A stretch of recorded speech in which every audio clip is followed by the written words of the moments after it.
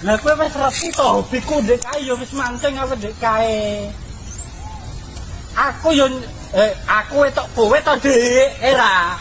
Jangan semono ya aku dolanan keplek terus. Saiki aku wis tak ilangi keplekku, judiku, mabukku wis ilang kabeh. Lah kowe kok ngono? Lho aku ki hobi mancing ilangi keplek ngilangi judi. Bisa nih rumah tangga iki bertahan lho kok malah njaluk pisahan to, Dik. Hobiku nggur mancing. Lho mancing tok ki jero lah. Acok.